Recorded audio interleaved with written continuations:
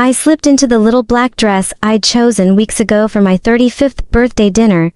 The fabric hugged my curves in all the right places, and I ran a hand over the silky material. Smoothing out a faint crease, my breath caught as I studied myself in the mirror. Dark chocolate hair swept into loose waves around my shoulders, makeup soft and smoky around my eyes.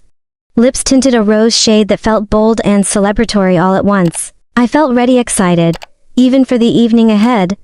I'd booked a private dining room at our favorite Italian restaurant, and I was determined to bask in every moment of being surrounded by friends and family who knew me. Best out when I emerged. From the bedroom, the clink of dishes and low hum of conversations spilled from the dining room. My husband, Garrett, sat at the head of the long mahogany table. His broad shoulders relaxed beneath a crisp white shirt. His dark hair was brushed back neatly, and he looked up from his phone with that warm, easy smile I'd fallen in love with 15 years ago. He stood to hug me, enveloping me in a scent of sandalwood and fresh laundry. I kissed his cheek, inhaling the comforting familiarity of him. "Happy birthday," he whispered, brushing his lips against my temple. I could feel the steady thump of his heart beneath my palm as I stepped back to take in the room. "Who?" our friends and family called out in unison, surprise. As I drifted toward the table, balloons bobbed against the ceiling, and a lush arrangement of peonies and eucalyptus filled the center of the white linen cloth. Candles flickered. I waved at Anna, my best friend from college, who grinned and raised a glass of Prosecco. My brother, Mark, stood and offered his seat. Mom dabbed at her eyes with a delicate lace handkerchief, and Dad winked conspiratorially from across the room. I felt a warm swell of gratitude that I'd learned to welcome after years of battling self-doubt. I slipped into the seat across from Garrett, pouring myself a glass of bubbly and leaning forward. "I can't believe you kept this a secret," I teased him, raising my eyebrows. He shrugged. "I wanted you to be surprised." He flashed that boyish grin. But as I reached across the table to touch his hand, my gaze drifted to his wrist. There, gleaming under the soft glow of the chandelier, was a watch I'd never seen before, its silver casing polished perfectly. A deep blue face dotted with tiny diamond indices. A steel bracelet that looked impossibly expensive. My heart stuttered. Garrett's usual timepiece was a vintage leather strap watch with a simple white dial. He'd worn it nearly every day of our marriage. This new one fit his wrist with a precision that suggested customization. I forced my attention back to the celebration unfolding around me. But my pulse buzzed with questions. Did he buy it himself? But he hardly splurged on himself. Was it a gift from a wealthy client? He'd been working long hours at the firm lately, but nothing in our conversations hinted at a bonus or special recognition. And then the thought landed, unwelcome but persistent. Someone else had bought it for him. Someone who cared enough to choose a watch worthy of his broad wrist. We laughed over Dad's toast, which was part affectionate roast and part sentimental homage. Garrett leaned in to whisper something in my ear, something silly about my obsession with chocolate cake, and I smiled, but my mind drifted back to the watch. As the courses arrived, prosciutto-wrapped melon, steaming bowls of linguine al vongole, my gaze kept drifting to Garrett's wrist. The watch face caught the candlelight each time he lifted his fork or gestured to tell a story. I felt a strange prickle at the base of my neck, a sense of unease that mingled with the joy of being surrounded by people who loved me. After dinner, Anna coaxed me to the dance floor to a slow ballad. I let her pull me up, and as the band's singer reached the chorus, I closed my eyes and let the music wash over me. Garrett's arms slipped around my waist, and I leaned back into him. Resting my cheek against his chest, I heard the gentle tick of his watch as his hand traced circles along my side. I inhaled, pressing closer, remembering our wedding day when I had promised to keep dancing with him, even when the music stopped. But when I glanced up at his face, something in his eyes flickered, an expression too quick for me to place. Regret, hesitation, guilt. I blinked and it was gone, replaced by the familiar warmth I'd come to trust. The song ended. The applause rippled through the room, and Garrett guided me back to our table. I poured us more wine, my heart still drumming. I tried to shake off the unease, telling myself I was being absurd, but as I looked down at the table, I noticed a small, folded card tucked beneath my wine glass, handwritten in curling script. Was my name. I lifted it, my fingers trembling. Inside, in neat block letters, was a message. For your year of new beginnings. Wear it and think of me. No signature. My pulse doubled. I closed the card, palm sweaty, and slid it toward Garrett. His eyes found mine across the table, confusion flitting across his face. He opened his mouth, but before he could speak, my breath caught as the waiter reappeared with a bottle of champagne, a birthday tradition, and glasses. The card lay between us. Innocent looking but incendiary. I couldn't decide whether to ask him about the watch, the card, or the person who had written those words. The table buzzed around us with laughter and chatter. Oblivious to the storm gathering beneath my calm exterior, I lifted my glass and forced a smile. To new beginnings, I said. Echoing the words in the card, glasses clinked around me, light cascaded off the crystal, and for a moment, I closed my eyes and let the warmth of the room enfold me. But when our eyes met again, I knew the night had just begun and that my birthday surprise might turn into the moment I discovered a side of Garrett I never expected. The next morning, I woke with the taste of champagne on my lips and the weight of that little card heavy in my palm. Garrett had slipped out early for a meeting, his stoic silhouette already pounding the pavement as I lingered in the doorway, but I stayed behind, clutching the envelope. The bedroom was suffused with morning light, dust motes drifting through the blinds, and on the dresser, the unfamiliar watch gleamed like a jewel fallen from a crown. My fingers trembled as I picked it up, turning it over in my hand, marveling at the intricate links of the bracelet. The card's inscription ran through my mind. For your year of new beginnings. Wear it and think of me, who was the me that he wanted me to remember. I shivered, pressing the card to my chest, feeling a cold knot tighten in my stomach. Every happy birthday memory from last night felt contrived now, like a scene in which I'd played the unwitting lead. I carried the watch and card downstairs to the kitchen, where the scent of fresh coffee wafted from the machine. Garrett stood by the island in his gray pinstripe suit, buttoning his cufflinks, the evening light casting a perfect halo around him.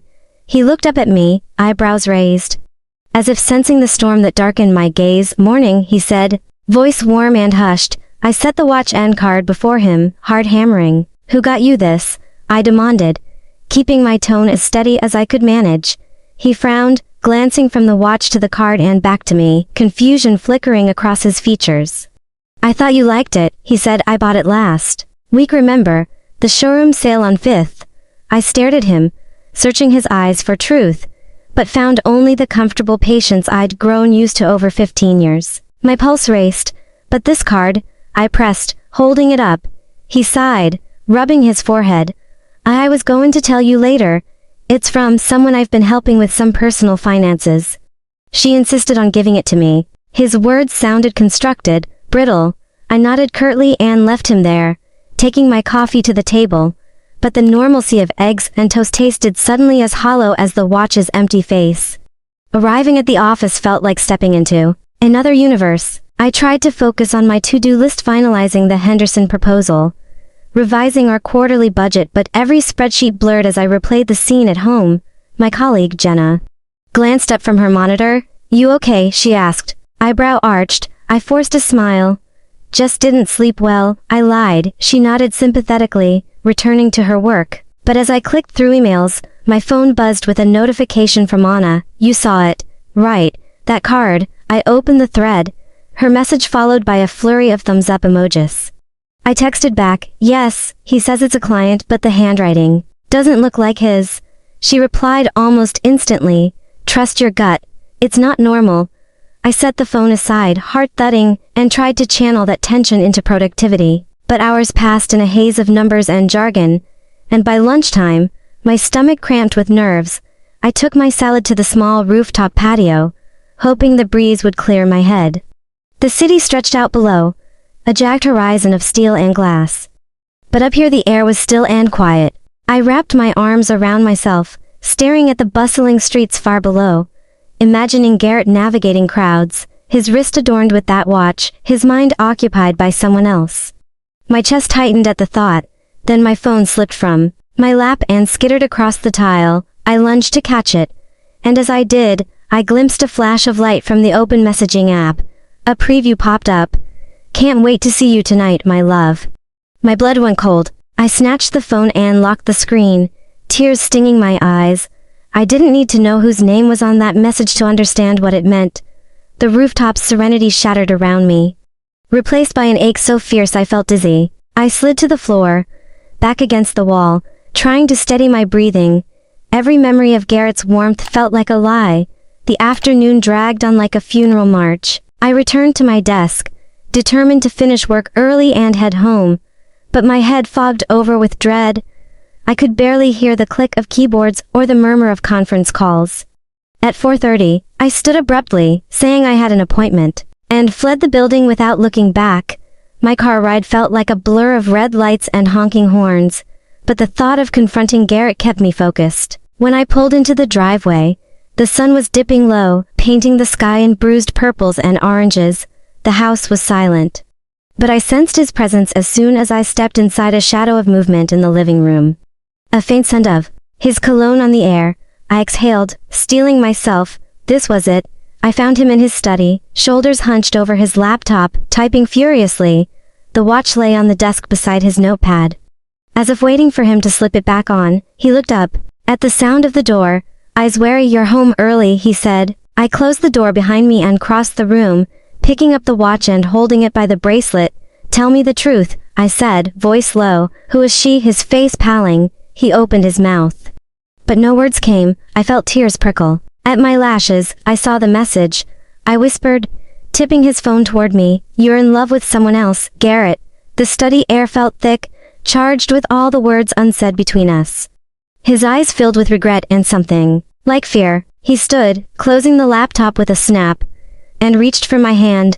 "Please," he murmured, "let me explain." My heart thundered, torn between fury and longing, as the last light faded outside. The moment stretched, silent and raw, the future hanging on his next words, and I realized our marriage might fracture here, tonight, or be reborn on the other side of this confession. I stood in the doorway, breath caught in my chest, watching Garrett's shoulders slump as he searched for words. The study felt suddenly too small, claustrophobic. I gripped the watch by its bracelet, its weight a leaden reminder of everything I didn't know. "Explain," I said, voice low but steady. He closed his eyes, rubbing a hand across his forehead as if clearing the day's weariness.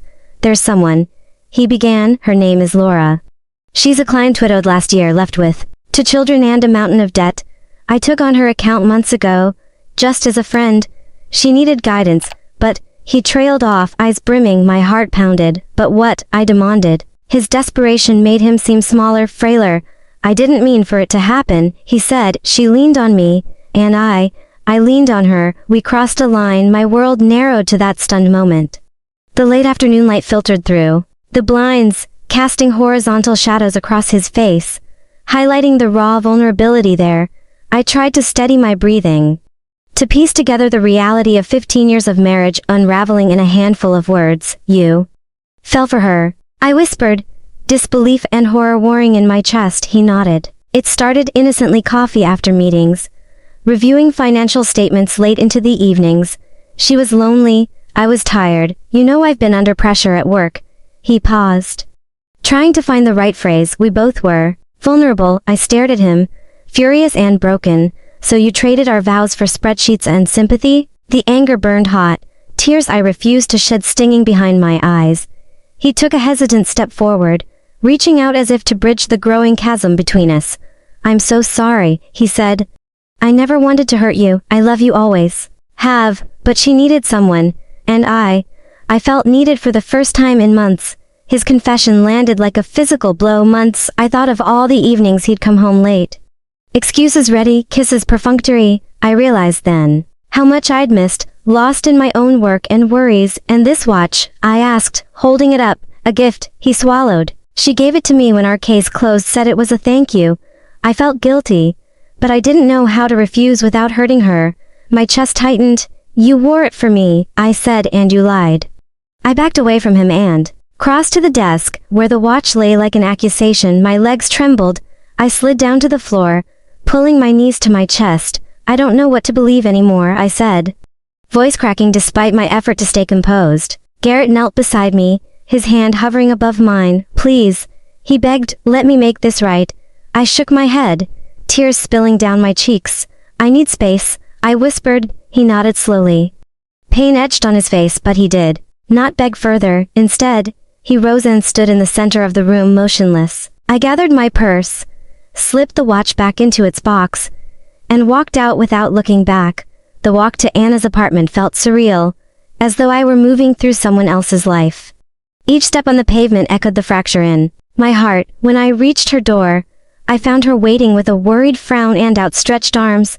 She enveloped me in a hug that made me feel both safe and small. "Tell me everything," she whispered against my hair. And so I did, every detail I could remember, from the dinner and the card to Garrett's trembling admission. She held my hand, her expression a mix of anger on my behalf and tender concern.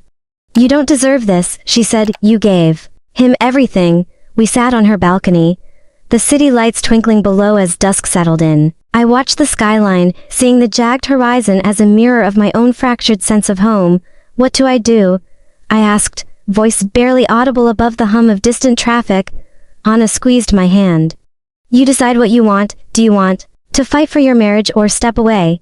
I stared at the glowing embers of a candle between us, remembering the warmth of Garrett's arms on the dance floor, the comfort of our bed after long days, the life we'd built together. But I also felt the cold bite of betrayal, the ache of his divided affection. I spent the night on Anna's couch, lying awake as memories of our life played like a film reel in my mind. Our wedding vows, lazy Sunday mornings in bed, the day we painted the nursery together, the heartbreak of our first miscarriage.